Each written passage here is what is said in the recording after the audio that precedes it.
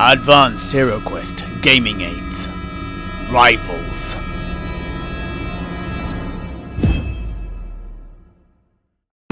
Rivalry adds so much to the charms of one's conquests.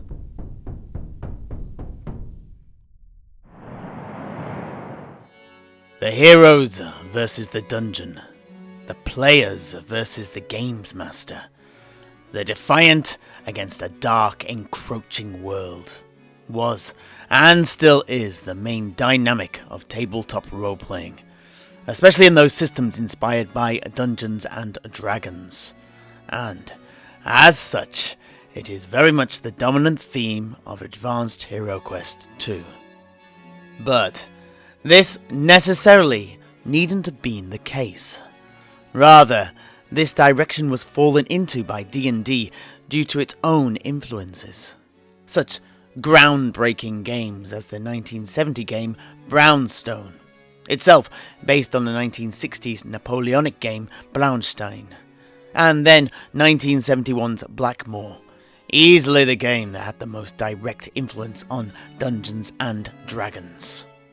But if we go back further, we can see the roots of the scenario, overseen by a referee versus players concept, derives from older war games, more serious works, used as training tools by professional militaries. Works such as Totten's 1880 book and game Strategos, for example. Here, though, besides the participants banding together to overcome obstacles, we also have other dynamics in play. And most obvious and prominent amongst these is the concept of the players versus each other in said scenario, with sometimes analogous, but at other times divergent, or even conflicting, goals for each player. This is, of course, something that is very prevalent in another influential game on D&D, 1954's Diplomacy, one of my favourite games that I oft played with my friends as a teenager. And so, at last we arrive at the point. The use of miniatures and multiple players in Advanced Heroquest allows us to replicate this latter dynamic too, offering the chance for novel, exciting, nuanced gameplay. Thus, in this video we present rules for governing multiple rival parties of heroes in a game of Advanced Heroquest. If this interests you, listen on. Rules for rival parties in Advanced Heroquest. Fundamentally, these guidelines do not change the way the game works or plays. Instead, they simply add an extra phase for each party of heroes per turn, be that an exploration or combat turn. One more thing is that, due to the complex nature of rival games, a games master is recommended to oversee proceedings and avoid real-life conflict between players. Starting play. Before you start, the players need to organise themselves into 2 or more rival parties. These could be as small as a single hero, or as large as you wish. Each party of heroes, and henchmen if you're using them, starts on their own set of dungeon stairs, leading down to 2 long corridor sections and a T-junction, as per the normal rules. Each party's bit of map will need to be placed some distance away from the other parties, with room to expand. At some point, these separate parts of the dungeon may join up together, but that is left to the discretion of the games master. Next, each hero in each party rolls a d12. The hero who rolls the highest in each party becomes that party's leader.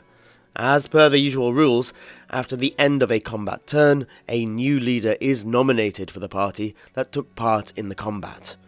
It is worth noting that, with these rivals rules, it is possible for one party to be engaged in an exploration turn, whilst the other is engaged in a combat turn. Exploration turns. The structure of exploration turns is the same as usual with the same 3 phases: the hero player phase, the exploration phase, the GM phase. However, the hero player phase is further subdivided into a hero player phase for each rival party. The hero player phase. At the start of the hero player phase, the leader of each party rolls a d12. The party of the leader with the highest roll goes first. The party of the leader with the next highest roll goes second, and so forth. In the event of any ties, the GM chooses who goes next.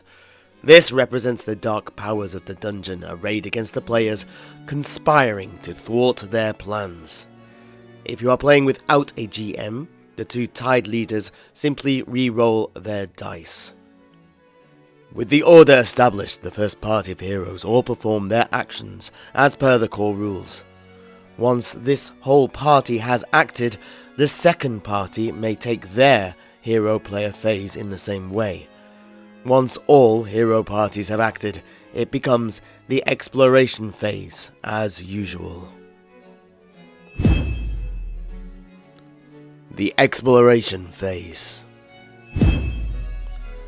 If any heroes in any party have moved to a point where they can see into a new section of the dungeon, the GM generates and places new room and passage sections as usual. The exploration turn for a party of heroes ends immediately if any of the sections members of their party can see contain monsters. If the new dungeon sections for a particular party does not contain any monsters, then the next turn for that party will be an exploration turn, even if a rival party will enter a combat turn next. The GM phase. If any hero parties are not going to be engaged in a combat turn next, the GM may roll a d12 as usual, and on the roll of a 1 or a 12, they get a dungeon counter.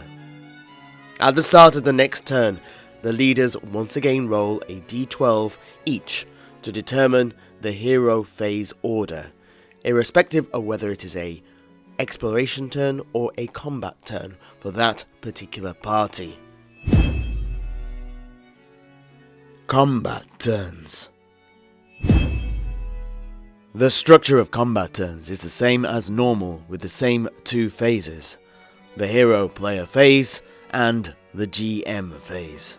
However, the hero player phase is again further subdivided into a hero player phase for each of the rival parties.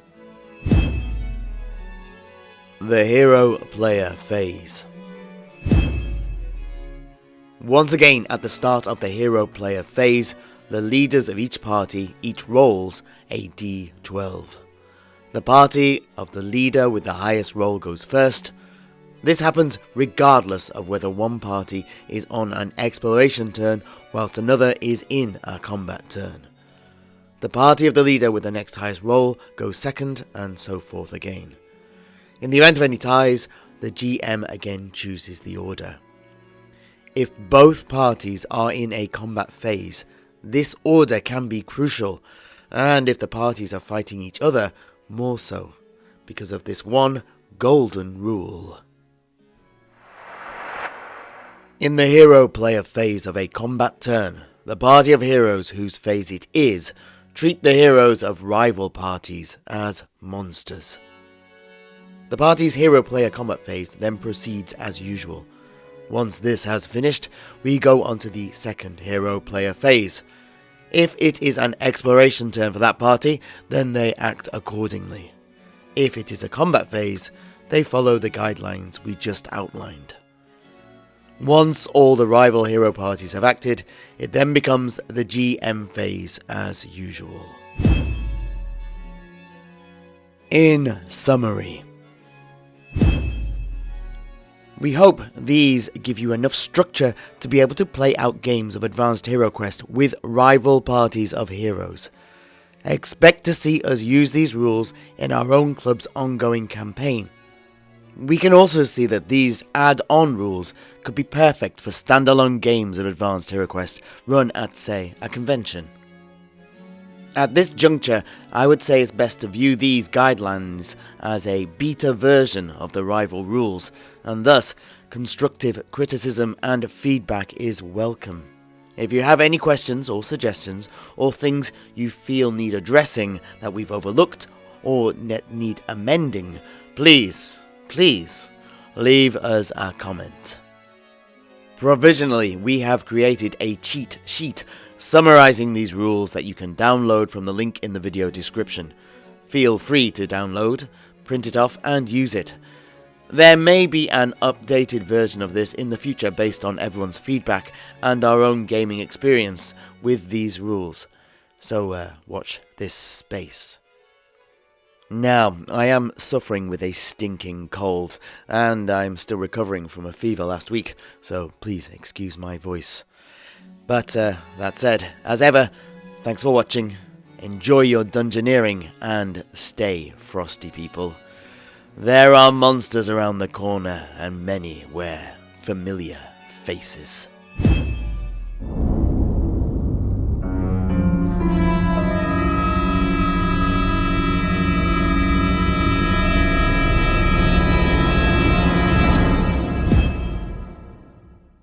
As always, thanks for watching.